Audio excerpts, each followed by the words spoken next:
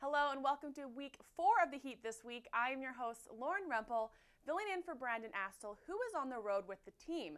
On this week's show, we recap a doubleheader the Heat had against the Checkers in Raleigh, North Carolina.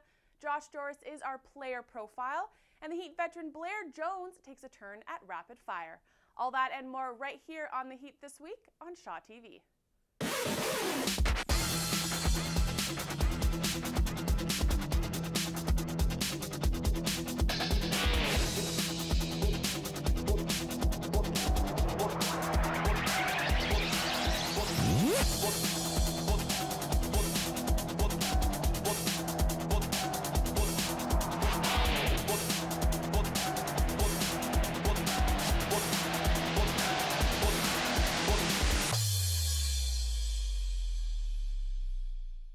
Due to severe weather issues in Raleigh, it took a while for the Heat to get to North Carolina for a weekend set against the Charlotte Checkers.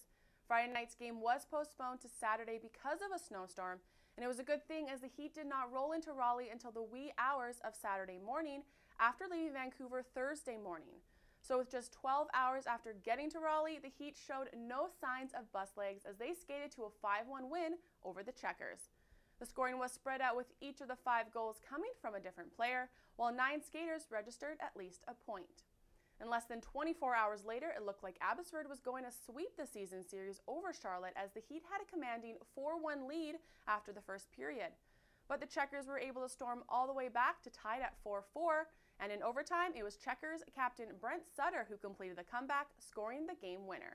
And so with that, the season series ends in favor of the Heat, earning 7 of 8 points over the Checkers. The 5-game road trip continues for the Heat, who will close their season series with Milwaukee on Friday, February 21st, and end the trip with a doubleheader in Chicago against the Wolves on Saturday and Sunday.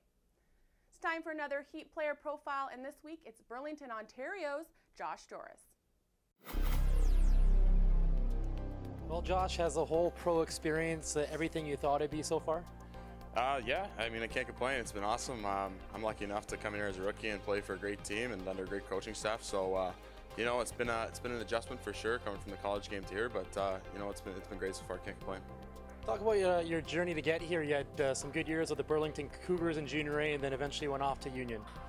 Yeah, I had some great years at the Burlington Cougars junior team. I was fortunate enough to be able to play junior at home, so I didn't have to travel too far. So that was always nice. Got some home cooked meals, and then I got to go off to grade school in Union College. I mean, it's known for its academics and a top-notch hockey program that's been on the rise for a few years now. So, you know, I had great 3 years there. We made a Frozen Four appearance and made the tournament every year. It's you know, it's everything I could ask for in a school, and great people there, great coaching staff. It helped me get where I am today. So. Were you ever close to going into major junior and perhaps the OHL, or was getting an education at Union or somewhere else always a high priority for you? Yeah, that was always my priority, getting an education. I mean, the school route was always the number one for me, just because my dad went to RPI, and you know, so that was always number one on the list. Junior, you know, I was a late bloomer, so it never really crossed my mind. I was real small in my draft year, so yeah, the school route was always number one for me. What was the biggest thing you learned, do you think, at Union? You know, I guess just kind of living on your own. I mean, so that's you know, it's helped me you know, transfer over to the pro life. I mean, you know, you're on your own over there. You got to make your own meals and stuff. So just kind of living on your own and getting used to that kind of thing. So it's been good. What were a few of the tough adjustments coming from the college level here to the pros? I think just the overall kind of structure of the game. I mean, you got to really focus out here. You know, guys are a lot bigger, stronger, and you know, they can make you pay quicker. So just kind of getting used to a different structure, you know, different systems, and really, you know, correcting your overall game and being sturdy in the own end. Was there a certain age that you thought, hey, I wouldn't mind making a career out of hockey? I think ever since I can remember. I mean, you know, hockey's been a part of my life since I was born. So I mean, you know, having a dad that played the pro game over in Europe, I was fortunate enough to get over there and, you know, see what it was all about. That's been my dream ever since I was young. So. Now, when you talk about this year, you had your rookie struggles at the start, and now it seems like you're starting to catch fire again. Just what's different in your game now compared to the start of the season? I think just you know, gaining that confidence. I mean, you know, it takes a while to get used to the game and the overall defensive play and kind of just getting used to the speed of the game. So I think, playing with some good line mates, and we got a great veteran guys that help you along the way here and get used to the game. So I think, just playing more confidence and just knowing the systems and knowing the gameplay more, it's helped me. So this has been a player profile with Josh Harris. All right, time for a short break. More Heat this week to come right here on Shaw TV.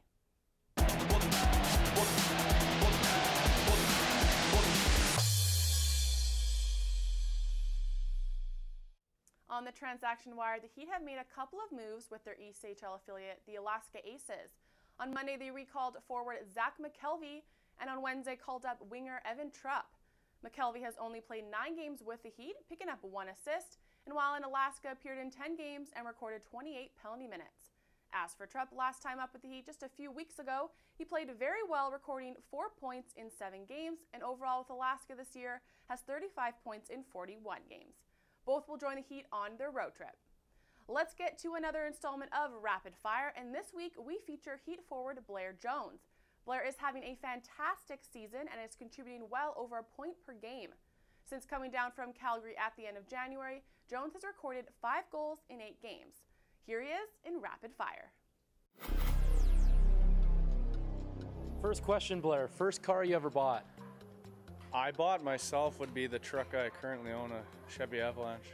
Most embarrassing song on your iPod? That is a good question. I got nothing right now. Who was a goalie you scored your first NHL goal on? Sean Burke. Favorite type of junk food? I probably would say chips. Who was your idol growing up? Darren Fleury, Steve Eisenman. Favorite sport other than hockey? Baseball. Best player you've ever played against, whether it be junior or the NHL? Played against? I would say maybe Datsuk. Whose poster did you have up on your wall growing up? A couple of Darren Fleury's, Steve Eiserman, mostly. Pre-game superstitions? I don't know, just same way to get dressed. Try to listen to the same music before. Favorite road city to visit? Texas cities are fun. Charlotte's good. Norfolk. How long on average do you spend on your hair? Oh, like 5 seconds. What's the worst job you ever had growing up? Not too many. I don't know. Nothing that was really that bad. Who's the funniest teammate you've ever been around? I remember a guy named Andre Waugh in Tampa Bay was quite entertaining to be around. Favorite movie of all time? I would probably say for serious movies, the Bourne trilogy, and then for funny, probably like Major League. Last question, Blair. If you could go out to dinner with any 2 people in the world, past or present, who would they be?